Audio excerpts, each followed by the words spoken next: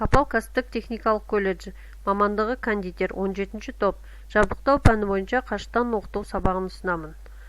Сәлеметсіздер ме, студенттер? Бүгінгі қашықтан оқыту сабағымызды бастаймыз. Сабаққа дайындалыңыздар. Сабақтың тақырыбы кондитерлік өнімдерге арналған бұлғау машиналары. Сабақтың мақсаты кондитерлік өнімдерге арналған бұлғау машиналарының жұмыс органдарының түрлеріне және машинаның жұмыс істеу тәртібіне толық ақпарат беру, таңдап алған мамандығына қызығушылығын арттыру. Бағалау критерийлері: машинаның бұлғау құрылымдарын түрлеріне қарай ажырата алады. Екінші, бұлғау машиналарының түрлерін біледі, машинаның жұмыс істеу тәртібін біледі, бұлғау машиналарымен жұмыс жасағанда қауіпсіздік ережесін сақтай алады. Бұлғау машиналарына қысқаша ақпарат беру. Бұлғау машинасы көбік тәрізді кондитерлік жартылай дайын өнімдерді, мысалы жұмыртқа, қант, белокты қант және қаймақ кремдерін, сондай-ақ құймақ, оладий, вафли дайындайтын қамырды араластыруға кеңінен қолданады. Сұйық қоспаларды араластырып бұлғау жұмыс органдарының әсер етуімен жүргізіледі. Араластыратын заттардың түр-түріне қарай бұлғау машиналарының алуан түрлері қолданады. Олар жұмыс органдарының түрлері де әртүрлі болып келеді. Суретке назар аударайық. 1-ші, 3-ші, 7-ші, 9-ші, 11-ші,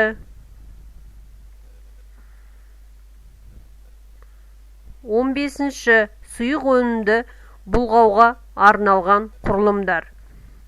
Келесі 2-ші, 4-ші, 8-ші, 10-ші, 12-ші, 13, 14, 16-ші қою қоспаларды араластыруға арналған құрылымдар.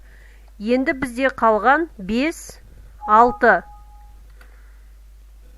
қатты қамыр араластыруға арналған. Міне сіздер жаңағы суретте көріп отырсыздар, бұл бұлғау машиналарына жаңағы арналатын құрылымдар.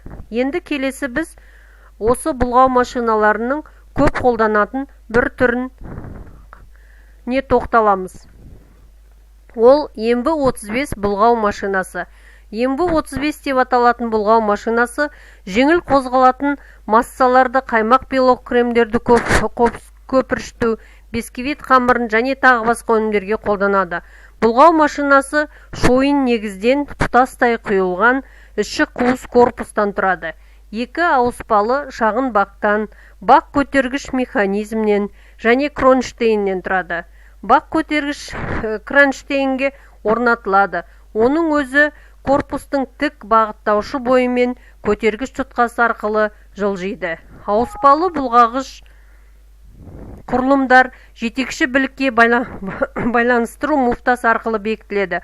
Бұлғағыш құрылымдар екі бірдей қозғалысқа түседі.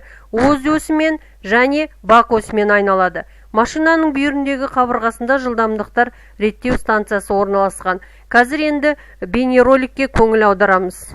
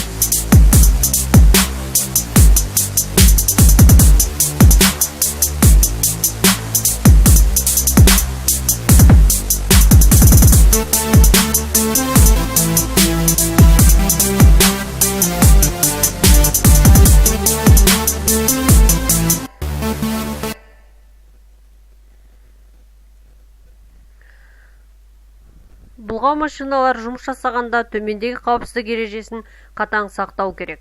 Біріншіден, жұмыс бастар алдында машинаның санитарлық-техникалық жағдайын тексереді. Екінші, пайдалану нұсқасында көрсетілген жұмыстарға ғана пайдаланады. Үшінші, жұмысты бастамас бұрын жетектеу белдігі керекті бағытта айналып тұрғанына көз жеткізеді. Төртінші, құрғақ қолдарымен қосу және тоқтату түймелері арқылы құралды қосу және айыруды қатаң қадағалайды. Құрылғы дұрыс жасамай тұрса, дұрыс жұмыс жасамай тұрса, дереу тоқтату түймесін басып өшіреді. Енді сабағымызға қойған мақсаттары мен аталған критерияға жету үшін мынандай сұрақтарға жауап береміз. Бұлғау құрылымдары пайдалану жолына байланысты қандай түрлерге бөлінеді? Жоғарыда суретте қарап анықтаймыз. Ембу 35E машинасының кинематикалық сұлбасында көрсетілген 4 құрылымды өнімнің қандай түріне қолданатынын анықтаңыздар. Бейнероликте көрген Ембу 35 машинасының жұмыс істеу жаңағы құрылымдарына назар аударып, қандай әсер алғандарыңызды қосымша айтыңыздар. Жұмыс аяқталғаннан кейін бұлғау құрылымдарын қалай тазалайды? Аталған тапсырмаларды орындап, суретке түсіріп, Classroom желісіне жібереміз. Бүгінгі тақырыпқа байланысты түсінбеген сұрақтарыңыз болса, комментарияға жазып жолдаймыз. Мен сіздердің сұрақтарыңызға жауап беріп, кері байланысқа шығамын. Құрметті студенттер, сіздердің кері байланыстарыңызды күтемін. Енді үйге тапсырма. Суретте көрсетілген жабдықтардың маркасын ғаламтор желісінен тауып техникалық сипаттама беріңіздер. Бүгінгі сабағымызды қорытындылай келе рефлексия әдісін пайдаланамыз. Екі жақты күнделік стратегиясы. Бірінші бағанға осы бүгінгі сабақтан алған мәліметтеріңізді жазасыздар. Екінші бағанға менің жаңалығым бүгінгі сабақтан алған жаңалықтарыңызды толтырасыздар. Құрметті студенттер, осымен сабағымыз аяқталды. Сау болыңыздар. Сіздерден кері байланыс күтемін. Көңіл қойып тыңдағандарыңызға рахмет.